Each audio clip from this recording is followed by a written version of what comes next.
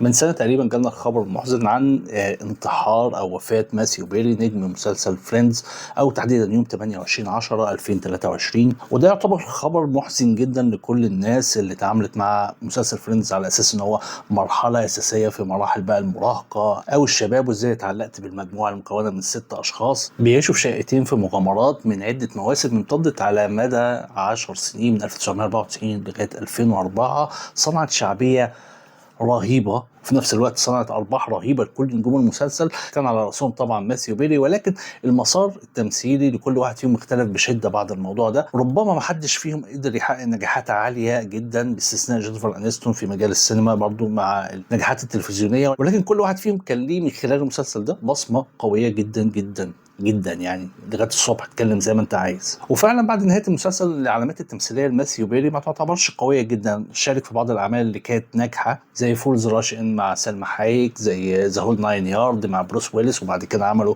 استغلوا النجاح ده وعملوا الجزء الثاني ذا هول 10 ياردز. لكن كل الظهورات اللي عملها بعد كده ما كانتش على مستوى عالي، وربما ده يرجع لاصابته اساسا بمرض الاكتئاب اللي كان بيعاني منه لفتره كبيره جدا. ولكن كان في مع المعاناه دي خطر كبير جدا هو وقع نفسه فيه في الفتره دي كلها. انا ما اتذكرلوش اعمال قويه جدا بعد الفتره دي، يمكن فيلم نامب اللي انا شفت له يمكن كان بيمثل شخصيه قريبه جدا منه في الحقيقيه، شخصيه منعزله، شخصيه فاقده الشعور والتعبير تماما. وكان فيلم من الافلام اللي مش قويه، ولكن انا حبيت اتفرج عليها طبعا عشان بطوله ماثيو بيري، وكان بيكتفي بالظهور في حلقه او حلقتين من عدد من المسلسلات. لكن برضه عمل بطوله مسلسل زي جو اون، عمل منه حوالي موسمين. وفي 2023 تم رعايه فيلم مش هقول تسجيلي او وثائقي، ولكن تم فيه اعاده الاجتماع ولم الشمل ما بين المجموعه اللي كانت موجوده دي كلها، وسموه فريندز ريونيون. والناس توقعوا بعديها ان ده ممكن يكون دفعه من خلال ان هو يبتدي يرجع ويشارك، خاصة ان هو لمح بعض التلميحات في التصريحات الصحفية ان هو كان بيشعر بشيء من اللوم على زملاء ان هم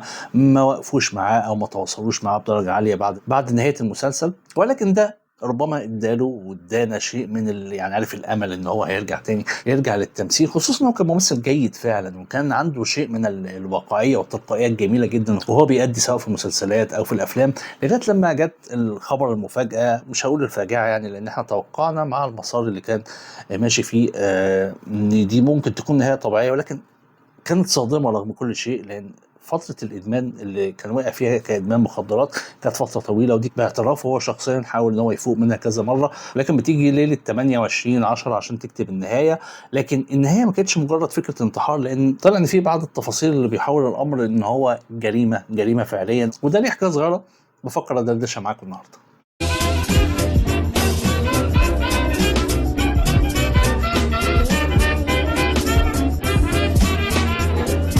السلام عليكم، تحياتي. فيديو جديد من فخ فيلم عن احد الممثلين اللي كان ليهم طلة متميزة جدا على الشاشة وليه جمهور ربما يمكن من الجيل بتاعي والأجيال الجديدة اللي هي لو اتفرجت واستمتعت وأصبحت من معجبي مسلسل فريندز، فهي أكيد شخصية شاندلر من الشخصيات الأساسية اللي بيحبوها وبيستنوا المشاهد بتاعتها، خصوصا إن اللينك اللي كان عامله أو الدويتو اللي كان عامله مع شخصية جوي كان من أحلى تفاصيل المسلسل في كل الحلقات تقريبا. لكن الخبر المحزن اللي جه وفاة ماثيو بيري، واللي في أول ما تم تداوله على الميديا إن هو خبر انتحار وإنه لم يستطيع التحمل وان هو اخيرا ترك الدنيا بما عليها، لم يكن خبر دقيقا بصراحه. لكن الموضوع اتضح وراه ان في جريمه لازال فيها التحقيق مستمر لغايه دلوقتي، وربما يستمر فتره طويله، لان طلع ان في بعض العناصر المتشعبه فيه.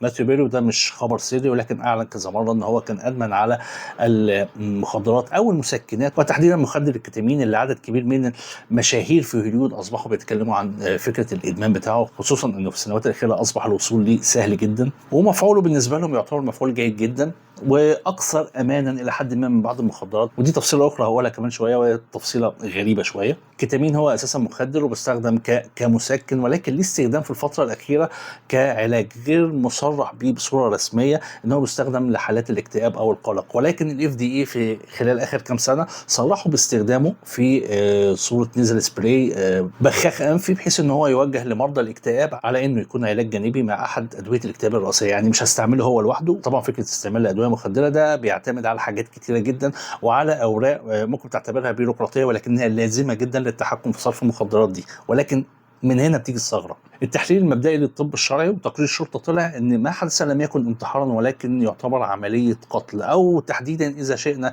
اعتقد ان المحامين بعد كده في فكره الدفاع والمحاكم هتحول الى فكره القتل الخطا، لان اتضح في الفتره الاخيره ان ماسيو بيري كان بيتجه دائما الى فكره تعاطي مخدر الكتامين لعدد كبير من المرات في اليوم، ربما لغايه 6 مرات يوميا، وده شيء منهك تماما للحاله بتاعته، بل ان يوم وفاته كان دي ثالث مره يحقن فيها هذا المخدر. القضيه دي بعد ما اتفتح فيها سبيل التحقيق تقريبا متورط فيها لغايه دلوقتي حوالي 5 اشخاص، منهم 3 دكاتره اطباء حقيقيين والمساعد الشخصي لماسيو بيري، والكتامين كوين او ملكه الكتامين زي ما بيسموها جوزيفين سانجا. وحسب التحقيقات بتقول ان هو كان بيطلب دايما حقنه بجرعات متتاليه من هذا المخدر، لانه كان بيحصل ليه على هيئه فايلز، زجاجات صغيره يتم من خلالها السحب والحقن طبعا، بل انه طلب في المره اللي تسببت في وفاته حاله التصلب اللي اكتشفوا بعد كده ان هو توفى من المساعد بتاعه، ان هو قال له بالحرف كده احقنوني بجرعه كبيره.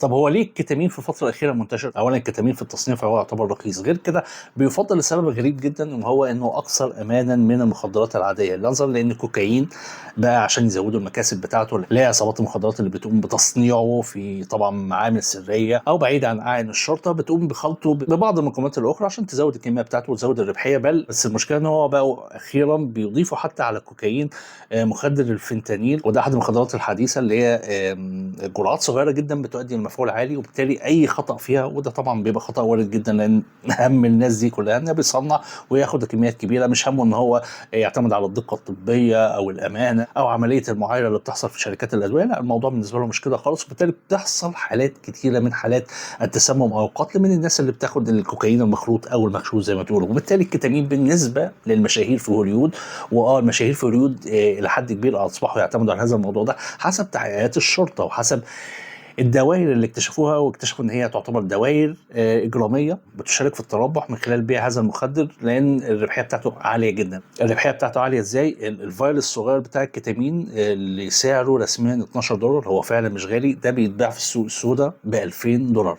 من $12 ل $2000. فانت متخيل المكسب عامل ازاي؟ ده بياخدنا على نقطه تانية، وهي حاجه اسمها عيادات الكتامين. دي بتبقى عيادات اساسا مرخصه في بيع الادوات المخدره، ولكن ليها ترخيص من الحكومه وبيتولاها دكاتره وعليها فحص اول باول عشان ما يبقاش في ضغط اكتر على مستشفيات مثلا مركزيه لعلاج المخدرات او الادمان. فتبقى العياده دي انت بتتعامل مع عدد معينين من المرضى، بيجوا لك بقى سواء بكاش او بيجوا لك بالتامين الصحي بتاعهم، بيبقى فيها ورقيات كتيره جدا، انت بتجيب المخدرات بتاعتك منين، بتصرف ازاي بورق سليم، فعليها رقابه قويه جدا. ولكن طالما فيها عنصر بشري فانت طبيعي متوقع ان هيحصل فيه تلاعب كالعاده، وطالما في عنصر ورقيات فسهل جدا ان العنصر البشري يتلاعب في الورقيات دي، وده اللي بيحصل تحديدا. واصبحت عيادات الكتامين اللي المفروض بيروحها ناس يا اما بيتعالجوا من حالات الادمان يا اما بعض المرضى اللي بيبحثوا عن البين مانجمنت، سواء بقى مرضى سرطان او غيره، عافانا وعافاكم الله من كل اذى. فبدات العيادات دي من بعض الدكاتره اللي يعني يعتبروا يعني دكاتره عديم الضمير بيساهموا طبعا في خروج هذه الكميات الى السوق السوداء، او ربما اساسا بيكونوا هم موردين او بيحصلوا على الكميات بتاعتهم من السوق السوداء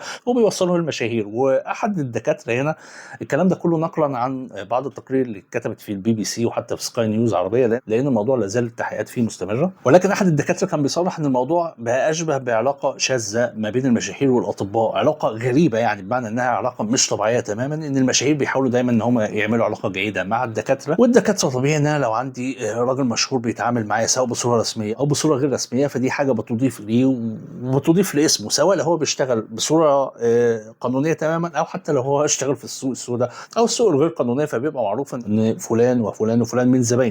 وفي حالات كتير كانت بتتكلم عن بعض المشاهير اللي بيصمموا على الحصول على جرعات زياده او تجديد اللي هي الوصفه الطبيه اللي من خلالها بيحصل على المخدر. ماسيو بيري ليه مذكرات عنوانها بالعربي الاصدقاء والعشاق والشيء الرهيب الكبير. اتكلم تحديدا ان هو كان مدمن لفتره كبيره المخدرات ولكنه تعافى منها، وربما بعض الاصدقاء المقربين منه قالوا ان هو قعد لمده ما يقرب من سنه ونص تقريبا كان ممتنع تماما. ولكن فكره العوده دي لان كان اولا طبعا هو عنده ثروه كبيره جدا من المسلسل العملاق اللي هو اشتغل فيه، فما كانش حتى محتاج ان هو يشتغل تاني، لان هو عنده يقدر يصرف ان هو يبقى له مساعد ويبقى له الفيلا ويبقى له القصر ويبقى له قدره على الوصول لمورد مادي يمول منه كل احتياجاته. كذلك في نفس النقطه في سهوله شديده جدا للتوصل الى العصابات او الدوائر الاجراميه اللي تقدر توفر له الموضوع ده، وده كان بيحصل بصوره مستديمه في الفتره الاخيره، لدرجه ان هو يقال في شهر 9 و10 اللي هو اللي قبل ما يموت على طول هو اشترى ما يقارب من 20 زجاجه 20 فايلز يعني ب $55,000. النهايه المحزنه المحزنه دي لماثيو بيري بتلقي الضوء على فكره ارتباط المشاهير غالبا، خصوصا في صناعه